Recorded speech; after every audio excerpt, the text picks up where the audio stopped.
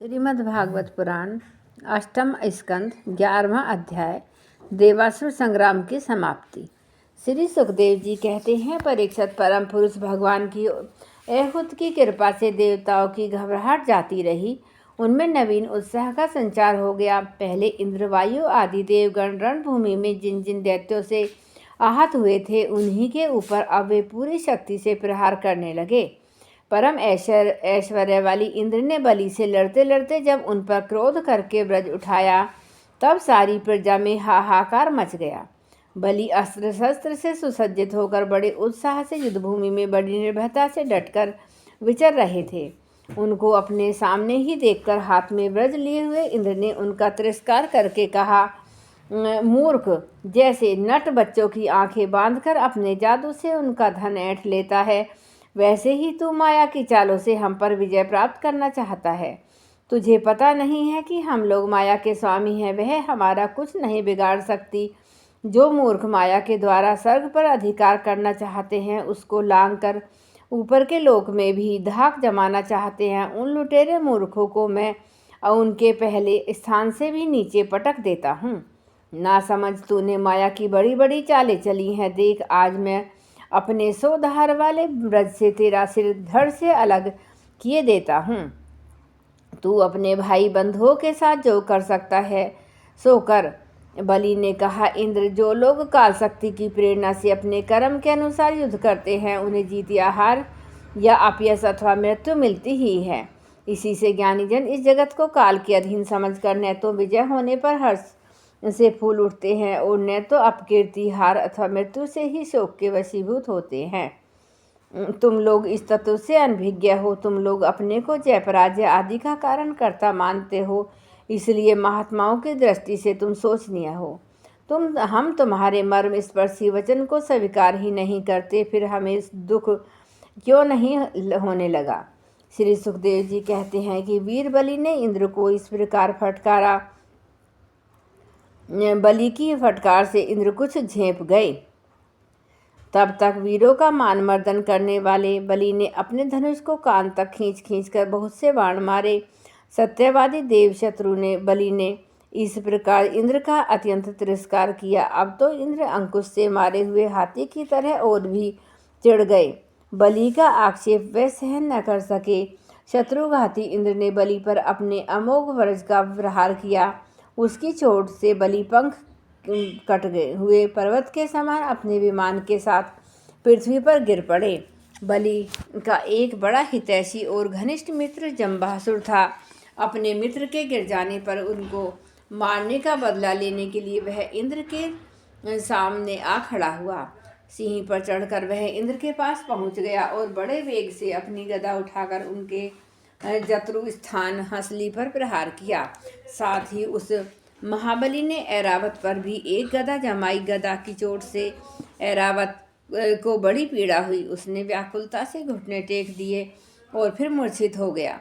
उसी समय इंद्र का सारथी मातली 1000 घोड़ों से जुता हुआ रथ ले गया और शक्तिशाली इंद्र ऐरावत को छोड़कर तुरंत रथ पर सवार हो गए।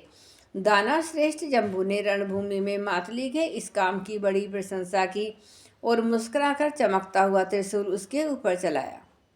मातली ने धैर्य के साथ ऐसे पीड़ा को सह लिया। तब इंद्र ने क्रोधित होकर अपने वज्र से जम्ब का सिर काट डाला।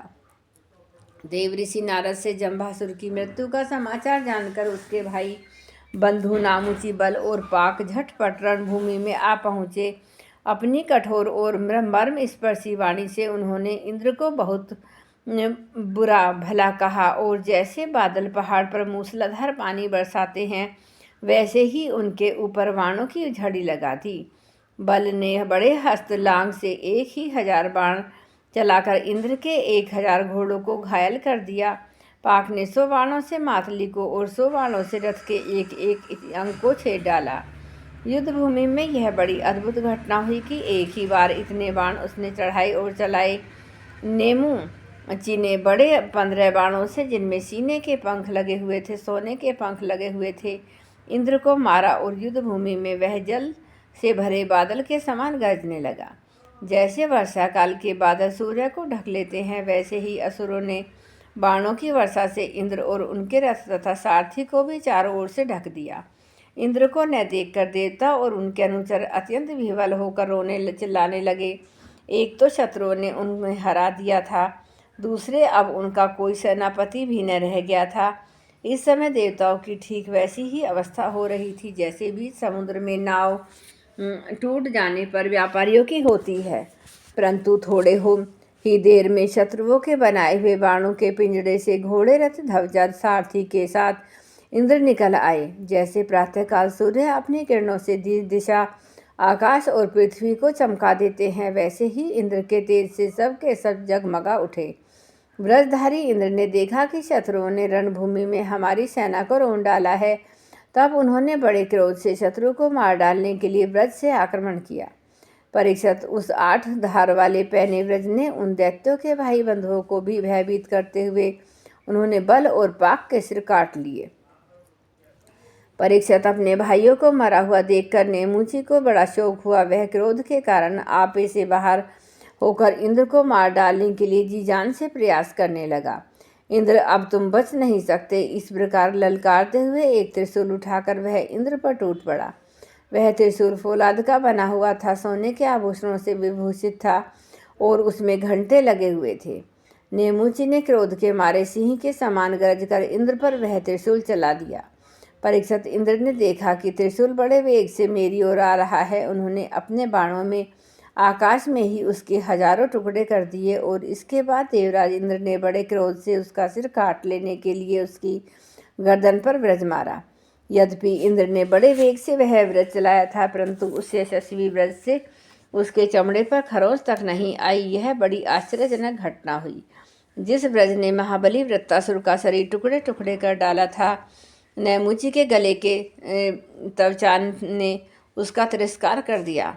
जब व्रज नेमुची का कुछ न बिगाड़ सकता, तब इंद्र उससे डर गए। वे सोचने लगे कि देवयोग से संसार भर को यश संशय में डालने वाली यह कैसी घटना हो गई। पहले युग में जब ये पर्वत पंखों से उड़ते थे और घूमते फिरते भार के कारण पृथ्वी पर गिर पड़ते थे, तब प्रजा का विनाश होते देखकर इसी व्रज से मैंने उन पहाड़ों को पांखें काट डाली थी। त्वष्टा की तपस्या का सार ही वृत्तासुर के रूप में प्रकट हुआ था। उसे भी मैंने इसी व्रज के द्वारा काट डाला था और अनेकों दैत्य जो बहुत बलवान थे, इसी अस्त्र शस्त्र से जिनके चमड़े को भी चोट नहीं पहुंचा सकी, इस व्रज से मैंने मृत्यु के घाट उतार दिए। वही मेरा व्रज मेरे प्रहार करने पर भी इस तुच्छ असुर को न मार सका, अतः अब मैं इस अंगीकार नहीं कर सकता। यह ब्रह्म तेज से बना है तो क्या हुआ, अब तो निकम्मा हो चुका हूँ है। इस प्रकार इंद्र विषाद करने लगे। उसी समय यह आकाशवाणी हुई कि यह दानव न तो सूखी वस्तु से मर सकता है न गीली से। इसे मैं वर दे चुका हूँ कि सूखी या गीली वस्तु से तुम्हारी मृत्यु न होगी। इसलिए इंद्र, इस शत्रु को मारने के लिए अब तुम कोई दूसरा उपाय सोचो। उस आकाशवाणी को सुनकर देवराज इंद्र बड़ी एकाग्रता से विचार करने लगे। सोचते सोचते उन्हें सूझ गया कि समुद्र का फेन तो सूखा भी है, गीला भी है, इसलिए न उसे सूखा कह सकते हैं न गीला। अतः इंद्र ने उसे न सूखे और न गीले समुद्र फेन से नेमुची का सिर काट डाला। उस समय बड़े ऋषि मुनि भगवान इंद्र पर पुष्पों की वर्षा और उनकी स्तुति करने लगे। गंधर्व शिरोमणि विश्वास वसु तथा पारावसु गान करने लगे। देवताओं की दुंदुभियाँ बजने लगी और नर्तकियाँ आनंद से नाचने लगीं।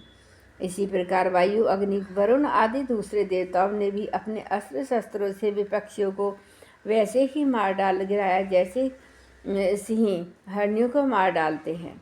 परीक्षित, इधर ब्रह्मा जी ने देखा कि दानवों का तो सर्वथा नाश हुआ जा रहा है। तब उन्होंने देवऋषि नारद को देवताओं के पास भेजा और नारद जी ने वहीं जाकर देवताओं को लड़ने से रोक दिया। नारद जी ने कहा, देवताओं, भगवान की भुजाओं की छत्र छाया में रहकर आप लोगों ने अमृत प्राप्त कर लिया है और लक्ष्मी जी ने भी अपनी कृपा कोर से आपकी अभिवृद्धि की है, इसलिए आप लोग अब लड़ाई बंद कर दें। श्री सुखदेव जी कहते हैं कि देवताओं ने देव ऋषि नारद की बात मानकर अपने क्रोध के वेग को शांत कर लिया और फिर वे सब के सब अपने लोक स्वर्ग को चले गए। उस समय देवताओं के अनुचर उनके यश का ज्ञान कर रहे थे। युद्ध में बचे हुए दैत्यों ने देव ऋषि नारद की सम्मति से ब्रज की चोट से मरे हुए बलि को लेकर अस्ताचल की यात्रा की। वहां शुक्राचार्य ने अपनी संजीवनी विद्या से उन असुरों को जीवित कर दिया जिनके गर्दन आदि अंग कटे नहीं थे, बच रहे थे। शुक्राचार्य के स्पर्श करते ही बलि की इंद्रियों में चेतना और मन में स्मरण शक्ति आ गई। बलि यह बात समझते थे कि संसार में जीवन मृत्यु जय पराजय आदि उलटफेर होते ही रहते हैं, इसलिए पराजित होने पर भी उन्हें किसी प्रकार का खेद नहीं हुआ। जय गुरुदेव, जय गायत्री।